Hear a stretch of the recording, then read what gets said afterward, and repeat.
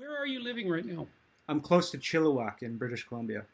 Are there speed dating? Is speed dating available there? I don't know if there's services like that, but I know a lot of people are using apps on your phone like Tinder. Yeah.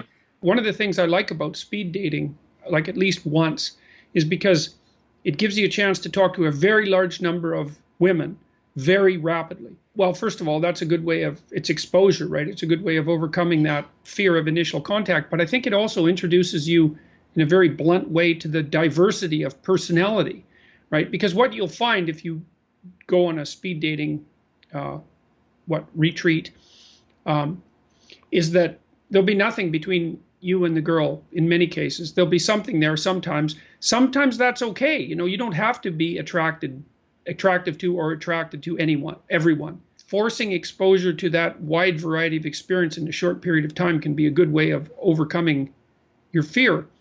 And a lot of that's just an experience, that fear too, right? So you got to figure out how to overcome that.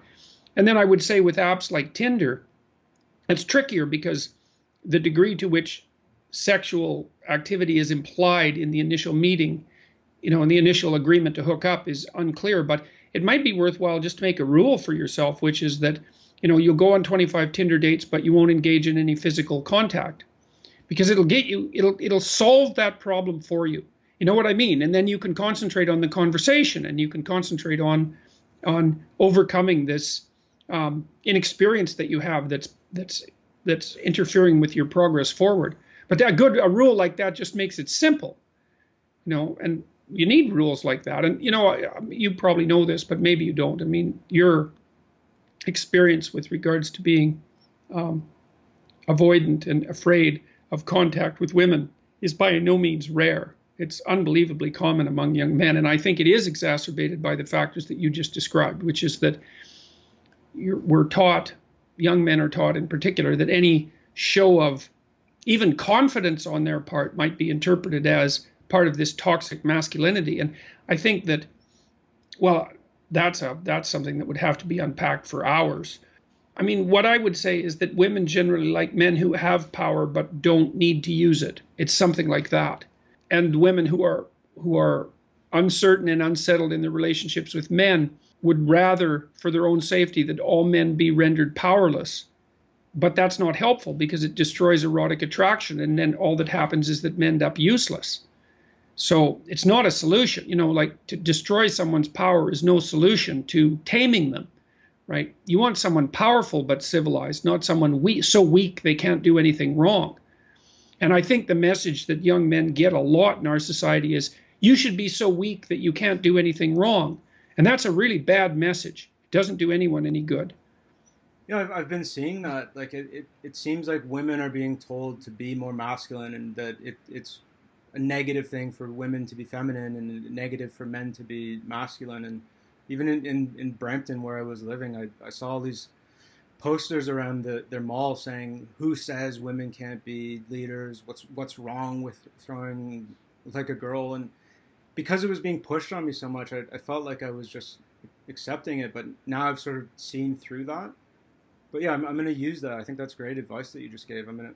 Yes, well, we also have to account for the stunning popularity of 50 Shades of Grey. You know, there's all this surface talk about toxic masculinity and the overbearing rape culture that's characteristic of men, and that the attempt to, what would you say? I suppose castrate would be the wrong word, but maybe I'll use it anyways. But then there's this underground desire that's manifest in the attraction of that sort of literature. I mean, that was the fastest selling book in human history. And so there's really something to be said about that. And the fact that those two things can coexist at the same time in the same culture is an indication of just how much conversation there needs to be about what the proper role of masculinity and femininity is, and also how to organize sexual behavior so that people are not pathologized by it. You know, it's so interesting to me to watch what's happening on the campuses, because and that's emblematic of what happens in the broader world. I mean, at the same time, we have discussions about how absolutely every form of sexual desire and behavior whatsoever is entirely permissible. We have the increasing multiplication of regulations about every single aspect of any sexual interaction between a man and a woman. I mean, those two things, the fact that those two things are happening at the same time means that something is wrong. I mean, maybe we should back off on the idea that absolutely every form of sexual interaction whatsoever is permissible and desirable, and simultaneously back off on the increasing enclosure of every physical interaction in a web of laws and regulations, most of which are going to be counterproductive and cause all sorts of trouble.